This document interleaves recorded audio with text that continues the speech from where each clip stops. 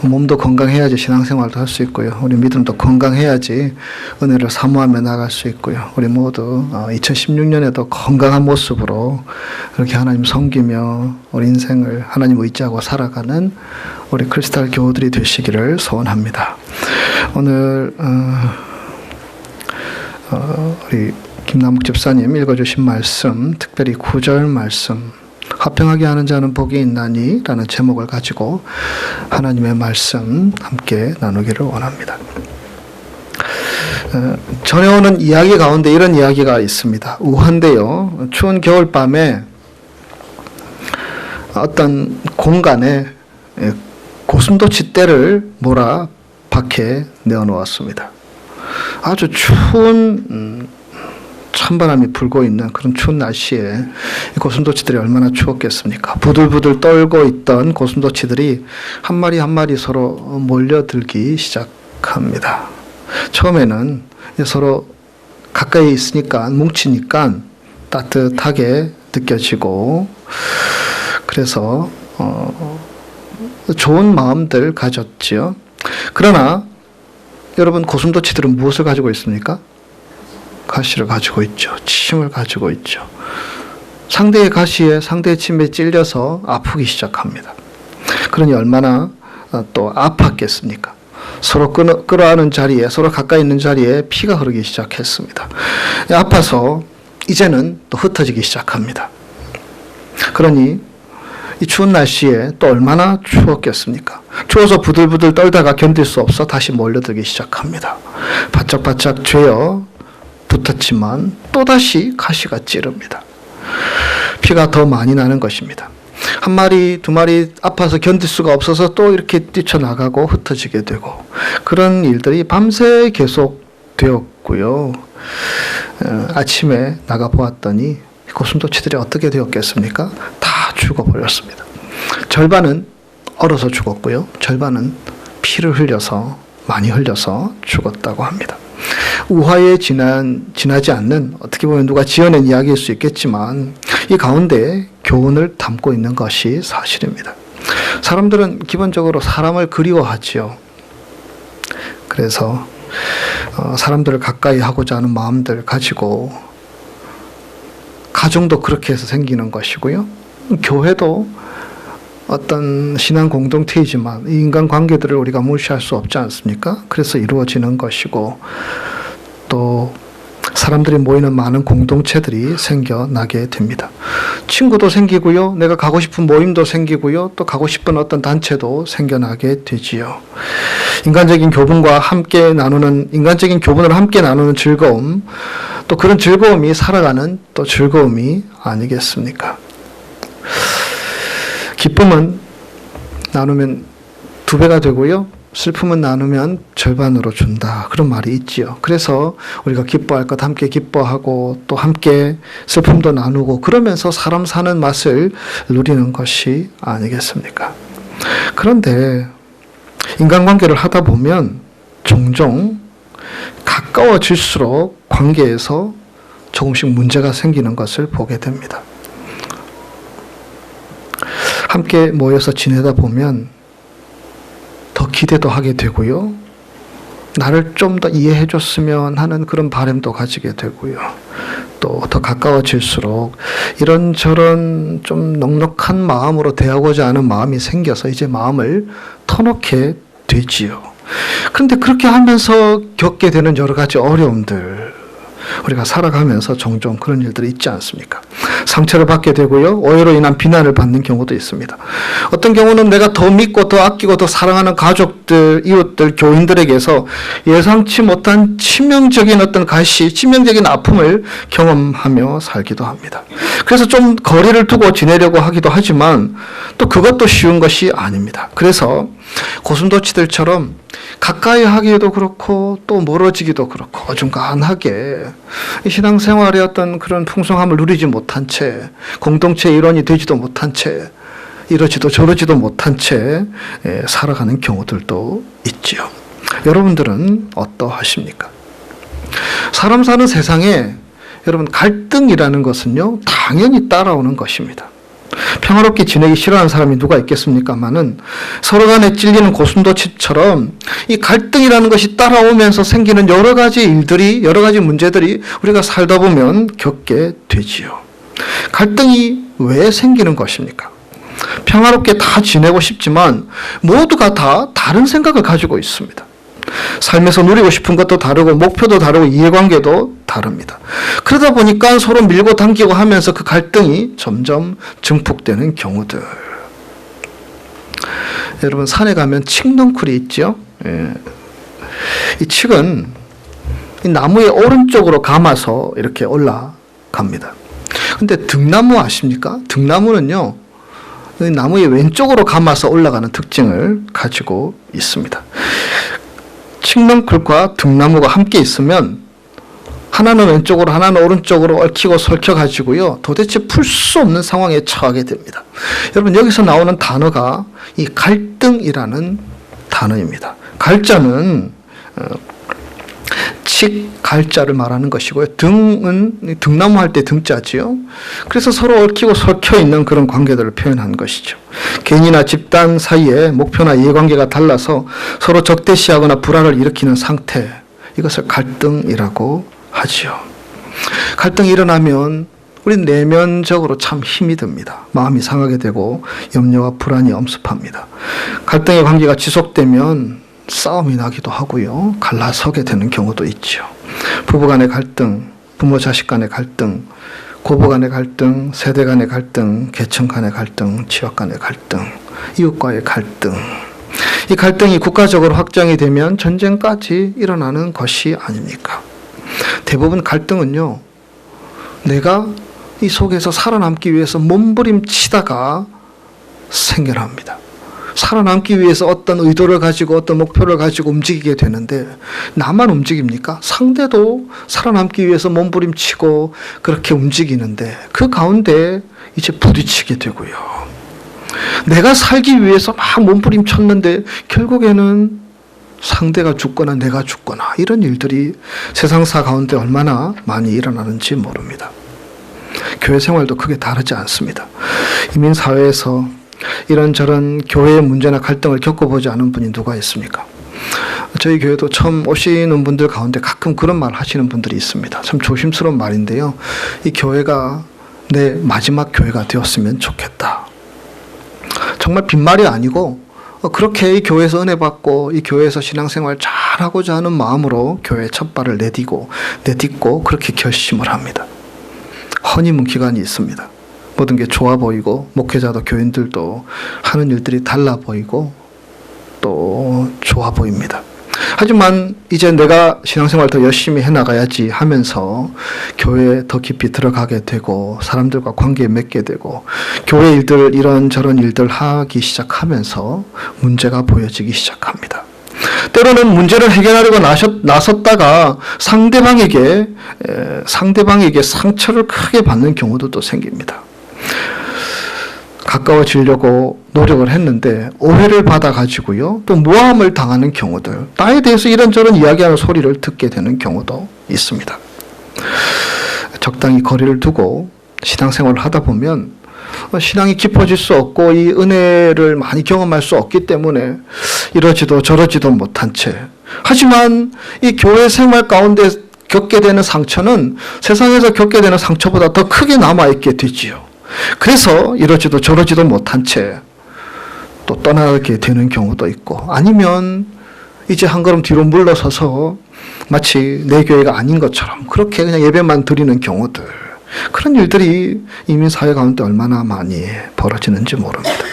이 모든 현상들이 우리가 건강하지 못한 신앙의 모습, 평화가 깨어진 관계들 가운데 일어나는 일들이 아니겠습니까?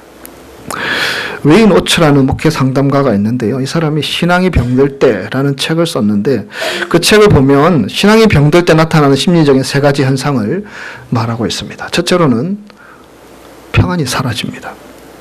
교회 가도 기쁨이 없고요, 가정에 들어와도 행복을 느끼지 못합니다. 교회를 봉사하고 또 친구, 믿음의 형제 자매들과 만남을 가짐에도 불구하고 마음에 평안이 없습니다. 모든 일이 짜증나고 귀찮고 힘들게만 느껴집니다. 두 번째로 신앙이 병들면 화해의 마음이 닫혀집니다. 신앙이 병들면 마음이 닫혀서 대화가 줄어들게 됩니다. 사람들 만나기도 싫어집니다. 그래서 다른 사람들을 이렇게 이야기해서 이해하려고 하는 마음보다는 편견과 선입견과 자기 주장만으로 똘똘 뭉치게 되는 그런 경향을 나타내게 됩니다. 세 번째로 신앙이 병들면 좌절감이 생깁니다. 희망보다는 절망이 생기게 되고요. 매사에 부정적으로 비판적으로 바뀌어지게 됩니다. 긍정적으로 보면 많은 것이 달라질 수 있을 터인데 어찌 보면 내 신앙이 문제가 있다 보니까 부정적인 것들만 더 크게 보이고 그래서 은혜를 받지 못하게 된다라는 것입니다. 여러분, 인간의 삶에 있어서 이 평화, 화평 얼마나 중요한 것입니까? 가정이 평화로우면 이겨내지 못할 것이 무엇이 있습니까? 일터가 평화로워야지 보람이 느낄 수 있죠. 아무리 경제적으로 여유있고 모든 조건을 다 갖추고 산다고 하더라도요, 마음의 평화, 가정의 평화, 내가 정말 발을 딛고 있는 그 공동체의 평화가 없으면 불안할 수밖에 없지요. 평화로울 때에는 어느 곳이든 무엇이든 우리가 축제처럼 즐기며 할 수 있지만 평화가 깨어진 곳에서 살다 보면 우리는 행복을 느끼지 못하며 잔치 자리에 있더라도 바늘방석 앉은 것처럼 느끼며 살아가는 경우들이 많지 않습니까? 그래서 이 평화라는 것은요, 화평이라는 것은 모든 인간이 추구해야 될 아주 소중한 가치라고 할 수 있습니다. 오늘 우리가 산상보훈 가운데 첫 번째 나오는 말씀, 마태복음 5장 1절에서 10절의 말씀을 함께 읽었는데요. 그 중에 7번째 말씀, 9절의 말씀입니다. 9절의 말씀은 이렇게 기록되어 있습니다. 화평하게 하는 자는 복이 있나니 그들이 하나님의 아들이라 일컬음을 받을 것이며. 이 성경에서 말하는 화평은 평화를 말하는 것이고요. 영어 번역에는 피스메이커라고 되어 있죠. 이 평화라는 말은 성경에 400번 정도 기록되어 있습니다. 그만큼 성경에서 평화를 강조하고 있다라는 말씀이지요. 오늘 말씀을 그 헬라어 원문으로 바로 직역을 해보면 이렇게 풀었을 수 있습니다. 복되어라 화평을 만드는 사람이요 평화를 만드는 사람이요 그대가 하나님의 아들이라 불림을 받게 될 것입니다. 거꾸로 말하면 하나님의 아들로 부르심을 받은 사람은 화평을 만드는 사람, 평화를 만드는 사람이다. 세상을 살다 보면요, 화평을 만드는 사람도 있지만 화평을 깨는 사람도 있습니다. 화평을 만드는 사람도 있지만 불화를 만드는 사람도 있습니다. 피스메이커가 있는 반면에 트러블 메이커도 있다는 것이죠. 특별히 교회는 평안의 공동체입니다. 주님께서 우리에게 평화를 주시기 위해서 오셨고요. 이 공동체 내에서 그러한 것을 맛볼 수 있는 공동체가 되어야 하지요. 근데 우리의 성숙하지 못함이 하나님께서 주신 평안도 누리지 못한 채 분열과 다툼과 시기와 분노로 무너질 때가 많지 않습니까? 이 왜 평화가 깨어집니까? 몇 가지로 생각해 보면요. 첫째로 평화가 깨어지는 가장 근본적인 이유는 하나님과의 관계가 문제가 있기 때문입니다. 여러분, 내가 내 마음에 평안이 없고 내가 관계들이 자꾸 갈등만으로 치닫게 되는 모습을 보게 되면 우리가 가장 먼저는 하나님과의 관계들을 점검해 보아야 합니다. 하나님께서 다스리시고 하나님이 주관하시는 에덴 동산, 하나님이 이끄시는 인간의 마음, 그 마음이 되어질 때 그 마음은 평화, 화평으로 채워질 수 있지만 하지만 하나님과의 관계가 깨어지고 범죄하고 욕심내고 하나님의 뜻과 상관없이 달려가는 삶의 자리에 다가오는 것이 평화가 깨어지는 현상, 그것이 벌어진다는 것입니다. 둘째로 평화가 없는 이유는 인간의 욕심과 이기심 때문입니다. 지나친 욕심, 나만 생각하는 이기적인 마음들, 잘 살펴보면 우리 배우자, 부모님, 자녀, 이웃들, 또 이 크리스탈 공동체에 속한 우리 교인들, 장로님, 집사님, 권사님, 성도님, 우리 형제들, 자매들, 하나님께서 우리에게 주신 선물이며 참 귀한 분들이지요. 잘 살피면 정말 감사해야 될 이유들이 된다라는 것이죠. 그런데 우리가 가지고 있는 이 욕심이나 이기적인 마음들은요, 그런 감사의 마음으로 관계들을 맺기보다는 가까운 사람들부터 멀리 있는 사람들까지 문제를 보게 되고 다른 것을 보게 되고 또 나에게 다가오는 이런저런 좋은 것보다는 좋지 않은 것들만 보게 되고, 이런 욕심과 이기심들이 결국에는 평화의 마음들을 다 깨어버리게 된다라는 것입니다. 세 번째, 평화가 없는 이유는 삶의 목표가 흔들리기 때문입니다. 여러분, 삶의 목표를 분명하게 두고 나아가는 사람들은요, 주위에 이런저런 일들이 생기더라도 넘어지지 않습니다. 흔들리지 않습니다. 당당하게 걸어가고 나아갈 수 있습니다. 그런데 이 목표가 분명하지 않은 사람은 흔들릴 수밖에 없습니다. 이런가 저런가. 특별히 우리는 신앙을 가진 사람들로서 하나님께서 우리를 창조하시고 우리를 이 땅에 살아가게 하신 분명한 목적이 있고요, 그 목적을 우리가 찾을 때에 그 길로 잘 걸어갈 수 있으며 평화를 누리며 살아갈 수 있다는 것입니다. 그렇다면 오늘 우리의 삶 가운데 평안을 누리는 비결이 무엇일까? 우리가 같이 생각해 보기를 원합니다. 첫째는 평안을 누리지 못하는 이유가 무엇이라고 했습니까? 하나님과의 관계가 단절되었기 때문에, 깨어져 있기 때문에, 갈등이 있기 때문에. 그렇다면 이 평화를 만드는 첫 번째 요소도요, 하나님과의 관계에서 찾을 수 있어야 합니다. 여러분, 하나님이 평화의 주체이십니다. 하나님이 다스리시면, 하나님의 뜻이 우리 마음 가운데 이루어지면, 하나님의 뜻이 교회 가운데 이루어지면, 하나님의 뜻이 이 세상 가운데 이루어지면 전쟁이 있고 기근이 있고 질병이 있고 아픔이 있고 고통이 있는 이 모든 것들이 치유되고 회복이 될 수 있습니다. 하나님은 그러하신 분이십니다. 평화를 원하시는 분이시고 평화의 왕이시며 평화의 주체가 되시는 분이십니다. 그러나 그 하나님이 다스리지 못하는 우리의 심령, 하나님이 다스리지 못하는 우리의 마음들이 원망과 불평과 갈등 속에서 살아가게 만드는 게 됩니다. 여러분, 에덴 동산은 평화의 동산이었습니다. 그곳에는 갈등이 존재하지 않습니다. 왜냐? 하나님이 다스리시는 동산이었기 때문입니다. 그러나 인간은 죄를 짓게 됩니다. 불순종하게 되고요, 하나님 없이 살려고 하고요, 그런 마음 가지게 됩니다. 그래서 어떻게 됩니까? 부부간에 불화하게 됩니다. 아담과 하와. 이는 내 뼈 중에 뼈요 내 살 중에 살이로다. 자기 아내를 보면서 그렇게 극찬을 했던 아담이 이제는 삿대질하고 이유를 대고 저 사람에게 핑계를 대고 손가락질하는 자리에 처하게 됩니다. 책임을 전가하는 불행한 상태. 서로 벌거벗고 있었으나 그것이 아름답고 좋았고 함께 누리고 있었지만 하나님과의 관계가 깨어지다 보니까 부끄러웠고요, 가려야 되고 숨겨야 되고 그런 관계들로 전락하게 됩니다. 하나님을 두려워하여 피하게 됩니다. 결국 죄는 하나님이 주시는 평화를 깨트리고 신라곤의 아픔과 고통을 안겨주게 됩니다. 하나님을 떠난 인간은 계속 갈등 관계 속에 살아갑니다. 여러분, 창세기 3장 죄를 짓게 되고 창세기 4장 무슨 얘기가 나온지 아십니까? 형제 간의 갈등이지요. 어떻게 됩니까? 가인이 아벨을 죽입니다. 죽일 만한 일입니까? 하나님과의 관계가 깨어진 사람들이 나타나는 현상이 그렇게 극단적으로 나타나게 됩니다. 질투, 원망, 또 비교의식, 그러한 것들이 가인에게는 다가왔고요. 저 동생의 재산을 하나님이 받으시고 내 재산은 뭐냐? 그것이 사람이 죽일 만한 이유가 아닌데 평화가 깨어진 사람이 그러한 행동까지 처하게 된다는 것입니다. 죄는 인간의 가장 근원적인 문제이고요, 그리고 그 죄는 하나님과의 관계의 단절에서 시작되는 것입니다. 인간의 고통과 질병과 갈등의 원인은 궁극적으로 죄로 인한 것임을 창세기의 말씀은 다 보여주고 가르쳐주고 있죠. 죄는 하나님과의 관계의 단절은 모든 것을 깨트려버리고 우리 심령의 평화를 깨트려버리고 우리 관계들을 힘들게 만들어버리는 결과로 전락해버립니다. 이 죄의 문제, 하나님과의 관계들을 해결하지 않으면 진정한 평화를 우리는 회복할 수 없다라는 것입니다.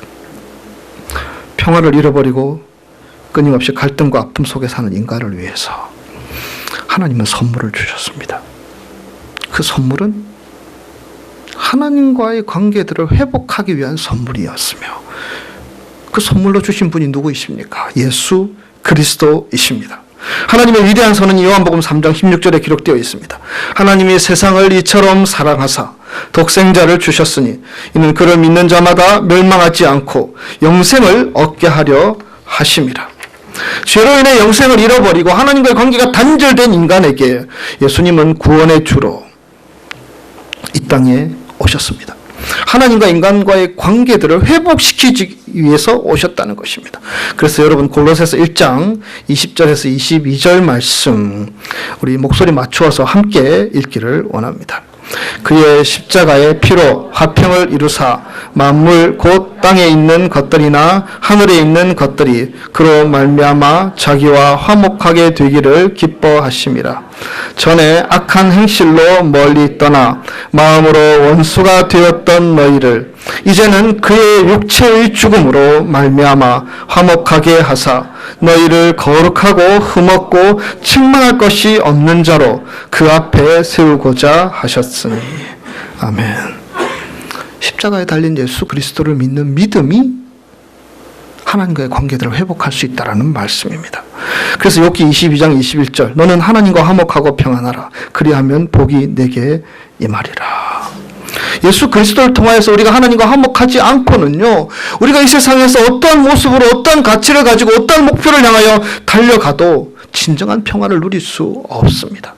하나님이 주시는 평안만이 우리의 마음속에 있는 모든 어그러지고 거스리는 것들을 잠잠하게 만들 수 있으며 평안을 누릴 수 있도록 만든다는 것입니다. 그래서 어거스틴은 이런 고백을 하지요.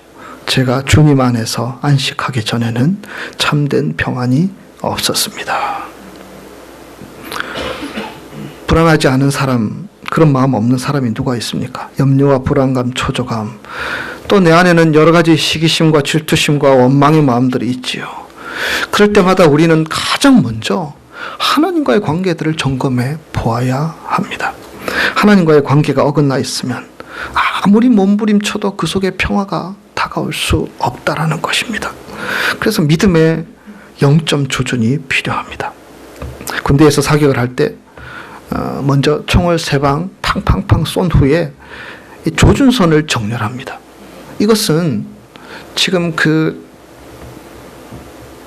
관역을 향하여서 이 총이 잘 영점 조준이 되어 있는지를 점검하는 그러한 절차이지요.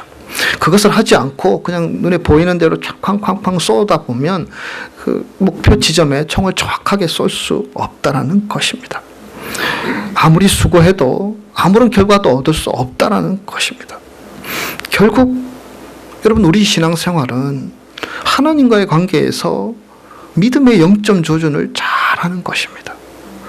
내가 하나님께서 원하시는 목표를 향하여 살아가고 있는지, 내가 하나님께서 원하시는 삶을 살아가고 있는지, 이 조준이 먼저 이루어지지 않는다면 여러분 우리의 삶의 수고들이 결국에는 빈손으로밖에 남을 수 없다라는 사실입니다. 평화를 원하지 않는 사람이 어디 있습니까? 이 자리에 함께 예배드리는 저와 여러분의 삶이 예수님께서 주시는 참된 평화가 우리 마음 가운데, 우리 가정 가운데, 여러분의 삶의 자리에 충만하시기를 주님의 이름으로 축복합니다. 그러기 위해서는 예수 그리스도가 우리의 삶의 중심에 있어야 합니다. 예수 그리스도를 통해서 하나님과의 관계가 회복이 되어야 하며 예수 그리스도를 통해서 우리의 병든 것들이 치유가 되고 회복이 될 때만이 그 평안을 누릴 수 있는 자리에 처할 수 있다는 것입니다. 왕이신 주님께서 나의 마음과 생각을 다스리고 통치할 수 있도록 우리의 마음을 내어드릴 수 있는 자 되기를 소원합니다. 내 인생의 핸들을 주님 앞에 맡길 수 있는 자, 그래서 하나님께서 다스리시는 대로 에덴 동산처럼 하나님께서 통치하시는 대로 우리의 삶을 내어드릴 때만이 참된 평화가 우리의 삶 가운데 깃드는 것을 경험하게 되어질 줄 믿습니다. 둘째로 이웃과 간의 관계가 회복되어야 합니다. 여러분, 죄가 우리의 마음을 다스리면요, 하나님과의 관계가 불화할 뿐만 아니라 이웃과의 관계도 깨어지게 됩니다. 그러나 하나님과의 관계가 좋아지면 이웃과 간의 관계도 좋아지게 됩니다. 그래서 예수님은 특별히 예배의 중요성을 강조하시면서 마태복음 5장에 이런 말씀들을 우리에게 주시고 있습니다. 마태복음 5장 22절 24절 나는 너에게 이르노니 형제에게 노하는 자마다 심판을 받게 되고 형제를 대하여 라가라 하는 자는 공회에 잡혀가게 되고 미련한 놈이라 하는 자는 지옥불에 들어가게 되리라. 그러므로 예물을 제단에 드리려다가 거기서 내 형제에게 원망 들을 만한 일이 있거든. 그것이 생각나거든.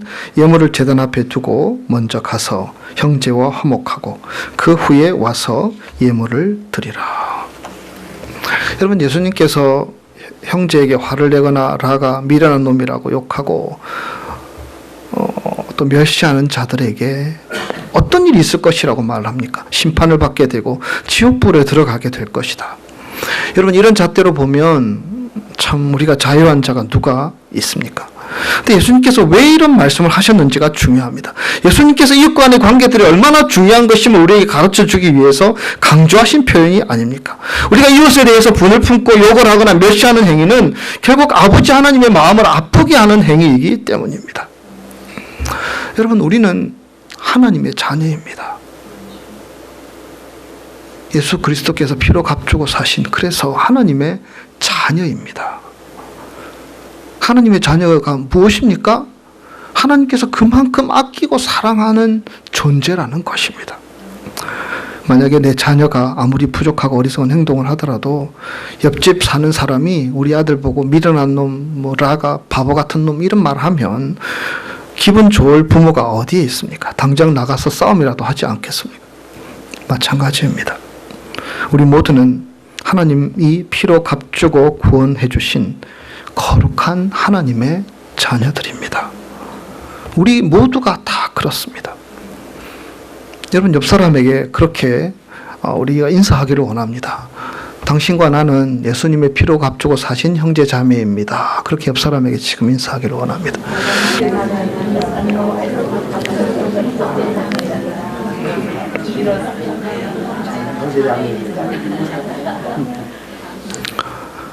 혹여나 여러분들에게 그렇게 보이지 않더라도요, 하나님은 그렇게 보신다는 것입니다. 하나님 보시기에 너나 나나 보배롭고 귀한 존귀한 자들.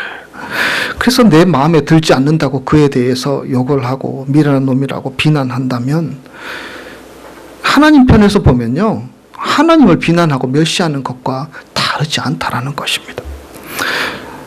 자기 자녀들에게 그렇게 대하는 우리의 행동들을 주님께서 기뻐하시지 않는다는 것입니다. 또 다른 이유는 우리들이 우리 자신을 절제하지 못하고 형제에 대해서 분을 품거나 미워하거나 멸시를 하면 상대방의 마음은 큰 상처를 받기 때문입니다. 누군가에 의해서 욕을 먹거나 멸시를 당하면 여러분 잠이 오지 않지 않습니까? 아무리 속이 좋은 사람이라도 인간적인 모욕을 당하면 견디기가 힘듭니다. 오랫동안 우리 마음 가운데 남아있게 되지요. 그래서 하나님께 예배 드리려고 하다가 나 때문에 상처받은 사람이 있다면, 나 때문에 눈물 흘리거나 잠 못 자는 사람들이 있다고 생각하면 먼저 화해를 하고 예배 드리는 것이 합당하다라고 말씀하고 있는 것 아닙니까? 내가 그런 일을 겪을 수 있듯이 상대도 그런 일을 겪을 수 있다는 것을 알고 그것을 우리가 먼저 화해하고 거룩하신 하나님 앞에 나아가는 삶의 자세. 만약에 그것이 없다라는 것은요, 위선이요, 형식적인 예배라고 할 수 있지 않겠습니까? 혹시 나 때문에 마음의 상처를 받고 힘들어하는 분이 있다면 우리는 손을 내밀 수 있는 용기가 필요합니다. 이것은 자존심 이전에 우리가 그렇게 한 후에 예배를 드리는 예배를 하나님이 받으신다고, 하나님과 만남의 시간의 문제라는 것입니다. 우리가 주님의 사랑을 믿고 너와 나를 위해서 똑같이 십자가 보혈의 피를 흘리신 예수 그리스도의 사랑을 믿고 나아가는 사람들이라면 우리는 작은 허물들, 오해, 불편함 품어안고 나아갈 수 있지 않겠습니까? 그런 것들이 이루어지지 않는다면 우리는 평안을 누릴 수 없게 된다는 것입니다. 연못에 물고기가 2마리 살았습니다. 그런데 둘 사이가 별로 좋지가 않았습니다. 서로 시기하고 미워하는 마음들이 있었죠. 그래서 만날 때마다 티격태격 했는데 한 번은 크게 붙었습니다. 두 물고기가 쌓였던 것들을 다 쏟아냈습니다. 그러면서 막 심한 말도, 물고기가 말을 할 수 있나요? 그런 얘기까지 다 하고요. 그래서 결국에는 어떻게 되었는지 아십니까? 큰 물고기가 작은 물고기를 쪼아서 죽여버렸습니다. 이제는 내 세상이다. 이 큰 물고기가 연못을 휘젓고 다니면서 마음껏 누리며 지냈습니다. 그런데 문제가 생겼습니다. 이 죽은 물고기가 썩게 되고요. 그 연못을 온통 더럽히고 오염시켜 버렸습니다. 큰 물고기도 병들게 됩니다. 결국에는 죽고 말았습니다. 우리가 사는 세상도 이 물고기가 살아가는 연못과 크게 다르지 않습니다.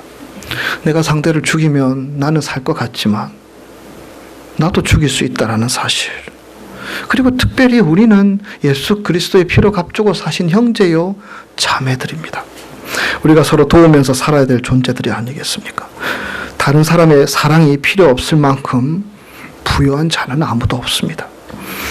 남을 도울 만큼의 사랑을 갖지 않는 그러한 가난한 자도 이 세상에 아무도 없습니다. 우리에게 무조건적인 사랑을 베풀어 주신 십자가의 사랑들을 우리가 기억한다면, 그 은혜를 아는 자들이라면 우리는 우리의 마음속에, 가정 속에 그 사랑이 흘러나와야 하고요. 그 사랑과 그 은혜로 인하여서 우리가 평화를 만드는 사람으로 설 수 있어야 하는 것입니다. 그럴 때만이 주님의 평화가 우리의 마음 가운데, 우리의 삶 가운데 임하게 된다라는 것입니다. 화평하게 하는 자에게, 특히 오늘 본문에서는 그런 약속들을 주시고 있죠. 무슨 약속을 주십니까? 하나님의 아들이라 일컬음을 얻게 될 것이다. 여러분, 하나님의 아들의 특성이 무엇입니까? 하나님의 아들, 하나님의 자녀. 하나님의 자녀는 하나님께 언제든지 나아갈 수 있습니다. 접근권을 가지게 된다는 것이죠. 그렇게 표현해 봅니다. 우리가 필요하면 언제든지 아버지께 나아갈 수 있습니다. 천지를 창조하시고 세상을 주관하신 하나님 아버지께 언제든지 허락받지 않고, 제가 백악관 들어가려면 다 막아서겠죠. 미리 약속하지 않고 허락받지 않으면 다 막아서겠죠. 하지만 우리 하나님 아버지께는 언제든지 나아갈 수 있습니다. 왜냐? 우리가 당신의 자녀들이기 때문에. 하나님 아버지를 아버지로 부를 수 있습니다. 호칭권. 여러분, 하나님을 아버지로 부를 수 있는 은혜가 우리에게 얼마나 큰 은혜인지 깨달을 수 있기를 원합니다. 하나님의 자녀들에게는 천국권이 있습니다. 자녀들이기 때문에 하나님께 요청할 수 있습니다. 하나님께 기도할 수 있습니다. 하나님께 간구할 수 있습니다. 그리고 주십니다. 자녀들에게 돌을 주고 뱀을 주지 않고 떡을 주고 생선을 주시는 좋으신 하나님께서 우리에게 허락하여 주십니다. 그리고 하나님의 자녀는 상속권이 있습니다. 하나님의 것들을 우리에게 허락하여 주시는 상속의 은혜, 우리가 누릴 수 있게 된다라는 것입니다. 중국 위나라에 송취라는 선비가 있었습니다. 그런데 이 당시 위나라는 초나라와 접경을 지고 있었는데요. 위나라 이 접경지대에는요, 수박과 참외가 아주 그렇게 좋은 작물로 여겨졌고요. 그래서 대부분의 사람들이 수박과 참외 농사를 지었다고 합니다. 그런데 이 송취라는 사람이 어떤 공을 세워서 그 접경 지역에 있는 마을에 군수로 부임하게 됩니다. 이 송취는 아주 성실한 사람이어서 백성들을 잘 돌보았고요. 그리고 그들이 농사가 잘 될 수 있도록 도움도 많이 주었고요. 지원도 아끼지 않았습니다. 그래서 수박과 참외는 달고 맛있었고 아주 풍성한 수확들을 매번 거둘 수 있었습니다. 그런데 문제가 있습니다. 그 접경선 건너편에는 초나라 사람들이 살고 있었는데요. 이 사람들은 워낙 게으르고 나태하고 농사는 신경 쓰지 않는, 날마다 도박이나 하고 이런 사람들이었습니다. 그래서 이 사람들은 도대체 농사를 지을 관심이 없었기 때문에, 하지만 맛있는 수박, 맛있는 참외를 거두고 싶은 욕심들은 있었지요. 하지만 거둘 수 있었겠습니까? 해마다 농사를 지으면 아무것도 거두지 못한 채 그렇게 빈손으로 돌아가야 했었습니다. 그런데 어느 날 문제가 생겼습니다. 이 위나라 송취가 다스리는 이 지역에, 이 마을에 밤에 누군가가 와서 이 농사를 엉망으로 만들어 버렸던 것입니다. 수박과 참외를 서리하기도 했고요. 밭을 이렇게 막 발로 진 뭉개서 엉망으로 만들어 버렸습니다. 그것이 한 번, 두 번 꼬리가 길면 잡히죠. 알게 되었습니다. 저 초나라 사람들이 그랬구나. 그래서 이 주민들은 송취에게 찾아가서 이 일은 분명히 저 초나라 사람들이 그랬습니다. 가만히 두어서는 안 됩니다. 라고 이야기했습니다. 송취는 고민하고 고민하는 가운데 지혜를 얻게 되었습니다. 그리고 그 마을에 뜻있는 사람들을 모아서 다른 일을 시작했습니다. 밤이 되면 송취는 사람들을 불러 모아서 초나라로 건너갑니다. 그리고 그 초나라 사람들이 농사짓는 그 농사 지역에 거름을 주고요, 물을 주고요, 오히려 농사를 도와주는 일들을 몰래 하기 시작합니다. 하루 이틀 그게 쌓이다 보니까 이제 그곳에서도 참외가 열매를 맺고 수박이 열매를 맺게 됩니다. 초나라 사람들이 왜 그것을 몰랐겠습니까? 처음에는 누가 그랬을까 의아해했는데 시간이 지나면서 저 위나라 사람들이 그랬구나라는 사실을 알게 되었고요. 그리고 결국에는 자신들의 행동을 부끄러워했습니다. 시간이 지나 초나라에도 위나라에도 맛있고 단 참외와 수박이 많이 열리게 되었고요.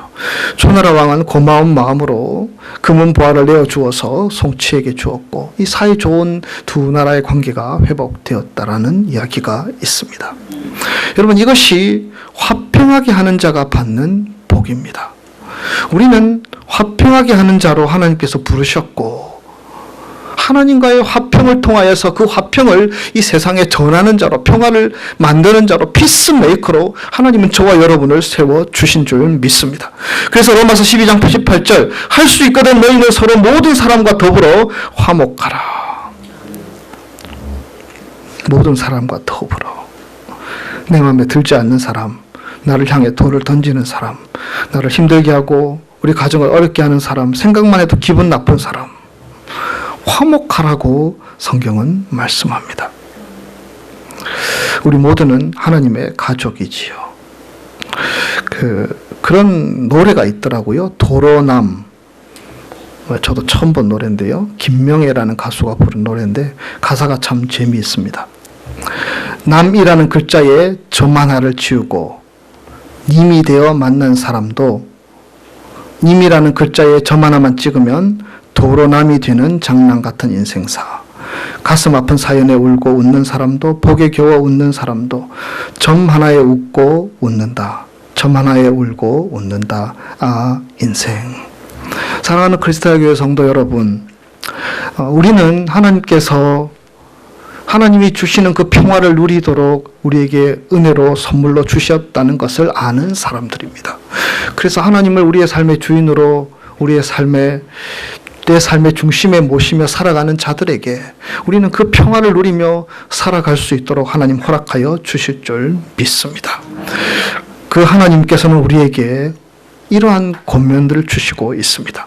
평화를 만드는 사람이 되라. 우리 가정 속에, 우리 교회 가운데, 우리가 살아가는 이민사회 가운데, 이 조지아 지역 가운데 피스메이커로 살아가기를 주님께서는 우리에게 권면하고 있습니다.